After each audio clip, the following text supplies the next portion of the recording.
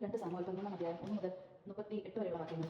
അമ്നോനും താമറും. ദാവീദിന്റെ മകൻ അബിസലോമിന് സുന്ദരിയായ ഒരു സഹോദരി ഉണ്ടായിരുന്നു. താമർ എന്നായിരുന്നു അവളുടെ പേര്. ദാവീദിന്റെ മറ്റൊരു മകനായ അമ്നോൻ അവളെ കാംക്ഷിച്ചു. കന്യകയായി അവളെ സമീപിക്കുക അസാധ്യമെന്ന് കരുതിയ അമ്നോൻ അവളെ പ്രതി രോഗാതുരനായി തീർന്നു.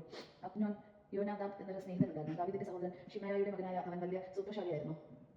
അവൻ അമ്നോനോട് ചോദിച്ചു, അല്ലയോ രാജകുമാരൻ, നീ ഒരു ദിവസം ദുഃഖത്തിനായി കാണപ്പെടുന്നത് എന്ത്? എന്റെ സഹോദരൻ അസബലോമിന്റെ സഹോദരി താമറിനെ ഞാൻ സ്നേഹിക്കുന്നു. അമ്നോൻ മറുപടി പറഞ്ഞു, യോനാദാബ് ഉപദേശിച്ചു, രോഗം നടിച്ച് കിടക്കുന്ന നിന്റെ പിതാവ് നിന്നെ കാണാൻ വരുമ്പോൾ എന്റെ സഹോദരി താമർ വന്ന് എനിക്ക് ഭക്ഷണം തരട്ടെ. അവളുടെ കയ്യിൽ നിന്ന് ഞാൻ വാങ്ങി ഭക്ഷിക്കേണ്ടതിന് ഞാൻ കാണുകയും അവൾ ഒരു ഭക്ഷണം ഒരുക്കിയിട്ട് എന്ന് അവനോട് പറയുക. അങ്ങനെ അമ്നോൻ രോഗം നടിച്ച് കിടന്നു. രാജാവ് കാണാൻ നിന്നപ്പോൾ അവൻ രാജാവിനോട് പറഞ്ഞു, എന്റെ സഹോദരി താമാർ വന്ന് എന്റെ മുൻപിൽ വെച്ച് തന്നെ അപ്പം ഉണ്ടാക്കി, അവൾ തന്നെ എനിക്ക് വിളമ്പി തരട്ടെ. എന്നാൽ ദാവീദ് കൊട്ടാരത്തിൽ താമാറിന്റെ അടുക്കൽ ആളയച്ചു പറഞ്ഞു, നിന്റെ സഹോദരൻ അമ്നോന്റെ വീട്ടിൽ ചെന്ന് അവന് ഭക്ഷണം ഉണ്ടാക്കി കൊടുക്കുക. അങ്ങനെ താമാർ തന്റെ സഹോദരൻ അമ്നോന്റെ വീട്ടിൽ ചെന്നു. അവൻ കിടക്കുകയായിരുന്നു. അവൾ മാവ് കുഴച്ച് അവൻ കണ്ണിയെ അടച്ചുട്ടു. അവൾ അത് വട്ടച്ചട്ടിയിൽ നിന്നെടുത്ത് അവന് കൊടുത്തു. എന്നാൽ അവൻ ഭക്ഷിച്ചില്ല. എല്ലാവരും എവിടെ നിന്നും പുറത്താക്കുക അമ്നോൻ ആവശ്യപ്പെട്ടു. അങ്ങനെ എല്ലാവരും പുറത്താക്കിയപ്പോൾ അമ്നോൻ താമറിനോട് പറഞ്ഞു, നിന്റെ കയ്യിൽ നിന്ന് തന്നെ ഞാൻ ഭക്ഷിക്കേണ്ടതിന് ഭക്ഷണം ഉൾമുറിയിലേക്ക് കൊണ്ടുവരിക. താമർ അവിടെ അടയെടുത്ത് തന്റെ സഹോദരനായ അമ്നോന്റെ മുറിയിൽ ചെന്നു. അവൾ അതുകൊണ്ട് അടുത്ത് ചെന്നപ്പോൾ അവൻ അവളെ കടന്നു പിടിച്ചു. സഹോദരി എന്റെ കൂടെ കിടക്കുക എന്ന് പറഞ്ഞു. ഇല്ല സഹോദര, എന്നെ അപമാനിക്കരുത്. ഇസ്രായേലിൽ ഇത് നിഷേധമല്ലേ? വശവദനം പ്രവർത്തിക്കരുത്. മറ്റുള്ളവരുടെ മുമ്പിൽ ഞാൻ ഇങ്ങനെ തലവെത്തി നടക്കും. ഇസ്രായേലിൽ നിനക്ക് ദുഷ്കീർത്തി വരുമല്ലോ. ദയവായി രാജാവിനോട് അപേക്ഷിക്കുക, അവൻ എന്നെ നിനക്ക് വിവാഹം ചെയ്തു തരും. അവൾ അപേക്ഷിച്ചു. അവളുടെ അപേക്ഷ അവൻ ശ്രദ്ധിച്ചില്ല. ബലപ്രയോഗം അവളുമായി ക്ഷയിച്ചു.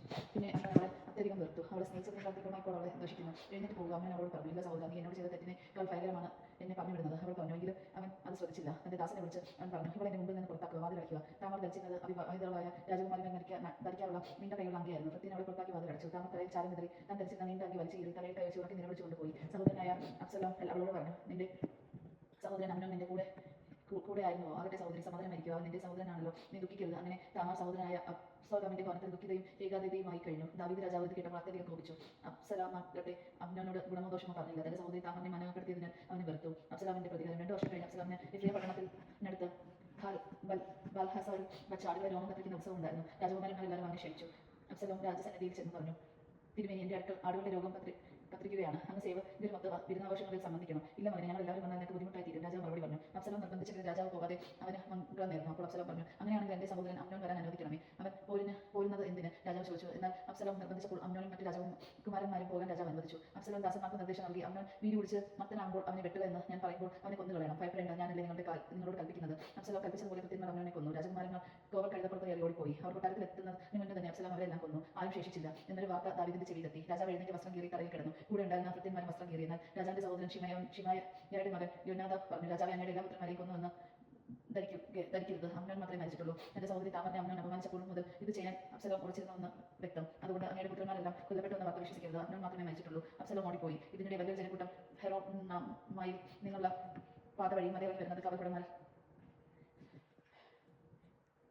ഒരുവൻ കണ്ടു. അവൻ രാജാവിനെ അറിയിച്ചപ്പോൾ യോനാദാബ് രാജാവിനോട് പറഞ്ഞു, അത് ആ പറഞ്ഞതുപോലെ തന്നെ രാജകുമാരന്മാർ വരുന്നു. അവനത് പറഞ്ഞ് തീർന്നിടനെ രാജകുമാരൻ അടുത്തെത്തി ഉറക്കി നിലവിളിച്ചു. രാജാവും ഭൃത്യന്മാരും അതീവ ദുഃഖത്തോടെ കരഞ്ഞു.